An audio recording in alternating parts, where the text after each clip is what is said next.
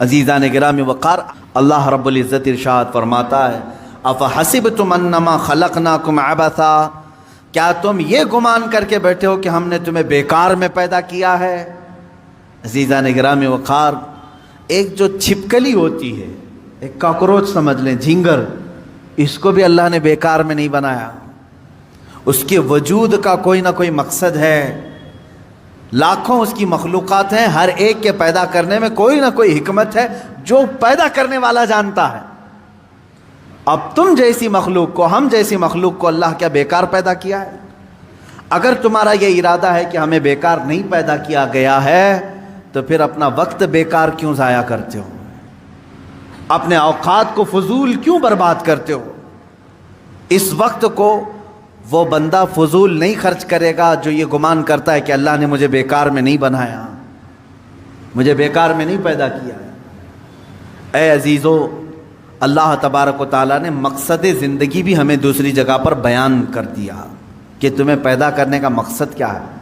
وَمَا خَلَقْتُ الْجِنَّ وَالْإِنسَ إِلَّا لِيَعْبُدُونَ، میں نے جنات اور انسان کو صرف اس لیے پیدا کیا ہے کہ وہ میری عبادت کریں۔ تم پیدا کیے گئے ہو رب کائنات کی عبادت کے لیے۔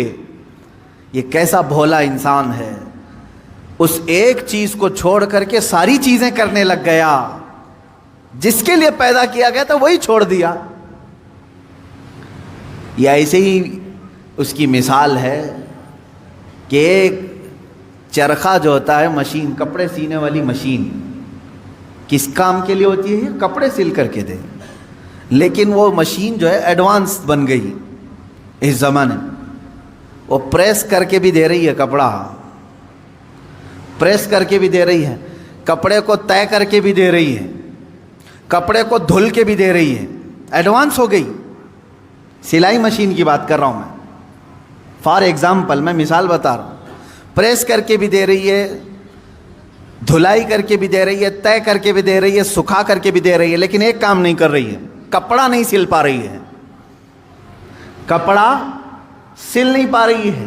تو آپ کیا کہیں گے پھر اس کو سلائی مشین کیوں کہہ رہے ہیں؟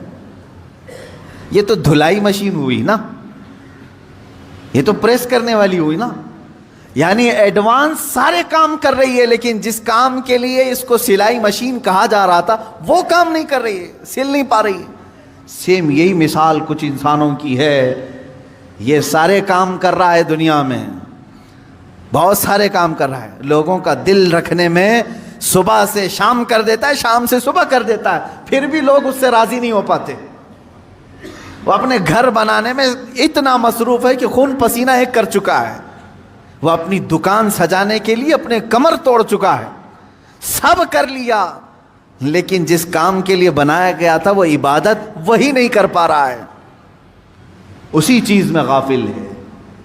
اسی لیے میرے عزیزو، جو انسان اپنا مقصد زندگی بھول جائے، اس کی ایک ہی اس کا انجام ہے، اس کا ایک ہی رزلٹ ہے۔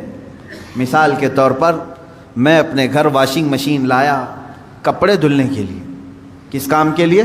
کپڑے دھلنے کے لیے، لیکن اب وہ کپڑے دھلنا چھوڑ چکی ہے، ریپیئر کرایا پھر بھی ریپیئر نہیں ہو رہی ہے، آخر کام کیا بچا؟ اس کو کباڑ خانے میں ڈالنا ہے، بھنگار میں ڈالنا ہے، اسکریپ۔ جس کام کے لیے میں مشین لیا تھا وہ نہیں کر رہی ہے، اس کا صرف ایک ہی کام ہے، اسکریپ، کیونکہ دوسرا خریدتا بھی نہیں، ٹوٹی ہوئی مشین کو، بیکار مشین کو خریدتا بھی کوئی نہیں، اسکریپ میں جائے گی۔ یاد رکھ لو، جس مقصد کے لیے تمہیں اللہ نے بنایا، عبادت، اگر اس میں کامیاب نہیں ہو سکے تو اسکریپ کا اڈا جہنم ہے، وہی ڈالا جائے گا۔ یہ بیکار کی تمام چیزیں وہیں پر ڈال دی جائیں گی۔ جنہوں نے اپنے آپ کو تباہ کیا، اپنے آپ کو برباد کیا، ان کا ٹھکانہ دوزخ ہے، کیونکہ تم نے جس مقصد کے لیے اللہ نے تمہیں بنایا، اسی مقصد کو چھوڑ کر دنیا کو راضی